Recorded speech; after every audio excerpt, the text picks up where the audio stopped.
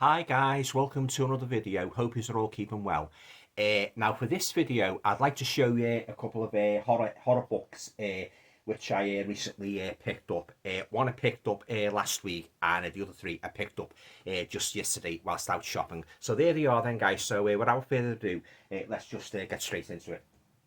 So the first book I'd like to show you is of course, it goes without saying, this is an absolute horror classic.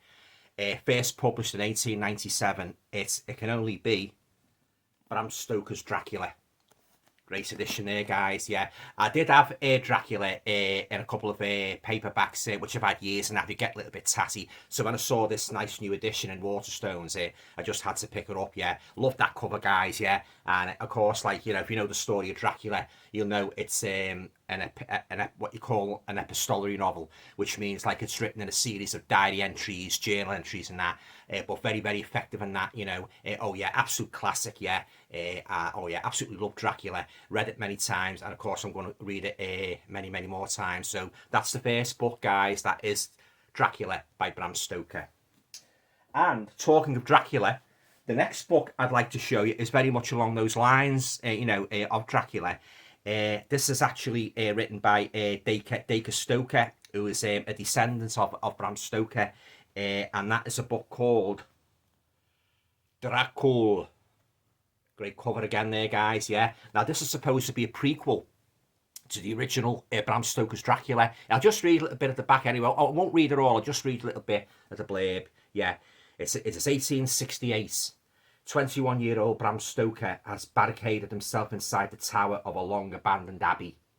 He is armed with mirrors and crucifixes, holy water, some white roses, a notebook and a gun.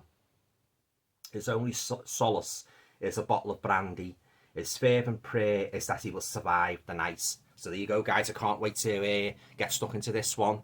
Prequel to the original Bram Stoker's Dracula. And it's had some good reviews as well, yeah.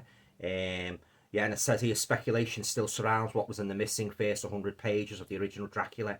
Inspired by the notebooks and journals Bram Stoker left behind, Draco takes us back to the very beginning. Yeah, so there you go, guys. That's the second book I'm showing you in this video. That is Draco by Dacre Stoker. The next one I'd like to show you is, believe it or not, although I love the story, I've never actually read it right through. And when I was in Waterstones, I saw this. I thought to myself, I've got to have this one as well. It's a Penguin Classics edition by Robert Louis Stevenson, and that is The Strange Case of Dr. Jekyll and Mr. Hyde. Yeah, never read it right through the novella. So as I say, when I saw this, I thought to myself, I've got to pick that up and that. This has actually got a couple of other stories as well by Robert Louis Stevenson. I'll just read you them. Yeah, so of course it's got The Strange Case of Dr. Jekyll and Mr. Hyde, The Body Snatcher, Olala, a chapter on dreams and diagnosing Jekyll, the scientific context of Dr. Jekyll's experiments. Yeah, fantastic edition there by Penguin Classics. Yeah, and so I'm looking forward to starting that one. That is Robert Louis Stevenson's The Strange Case of Dr. Jekyll and Mr. Hyde and Other Tales of Terror. Right, the fourth and final book I'd like to show you guys is a book that was all written many, many years ago, and I've heard quite a few people saying it's a kind of it's one of the very first horror books and that sort of like inspired H.P. Lovecraft and writers like that. It's actually it looks to me sort of kind of an anthology book, like a kind of I think it's a kind of a framing story, and there's so many stories all related to this particular theme, written by Robert W. Chambers, and that is a book called The King in Yellow. As I say, I've never read this book, so I'm looking forward to getting stuck into this. Introduction by David Stewart Davis. I read it and reread it and wept and laughed and trembled with horror, which at all times assails me yet. Now, this is a book that's got a strange imaginative blend of horror, science fiction, romance and lyrical prose. Robert W. Chambers' The King in Yellow is a classic masterpiece of weird fiction. Yeah, only $2.99 as well, guys, in Waterstones. Yeah, so there you go. That's the fourth and final book in the latest horror book pickups, and that is The King in Yellow.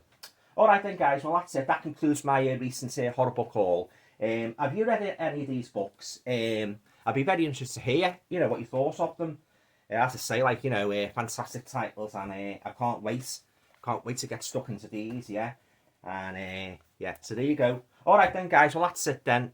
Enjoy the rest of the weekend. The usual, if you like the video, please feel free to share, subscribe, comments, and all going well. I'll talk to you all again very, very soon.